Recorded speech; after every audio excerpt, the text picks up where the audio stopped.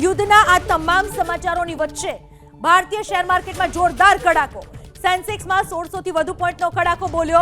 નિફ્ટીમાં 450 થી વધુ પોઈન્ટનો કડાકો. અમેરિકા અને ઈરાન વચ્ચે શાંતિ મંત્રણા નિષ્ફળ જવાની આ અસર શેર માર્કેટ ઉપર જોવા મળી.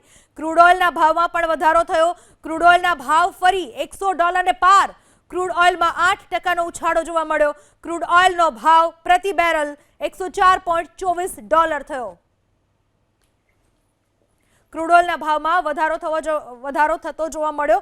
યુદ્ધની અસરના પગલે ક્રૂડ ઓઇલના ભાવ ફરી $100 પાર થઈ ચૂક્યા છે. એટલે કે ક્રૂડ ઓઇલમાં 8% ઉછાળો ભાવમાં જોવા મળ્યો અને ક્રૂડ ઓઇલનો ભાવ બેરલ દીઠ વાત કરવામાં આવે $104.24 પ્રતિ બેરલ પર પહોંચી ચૂક્યો છે.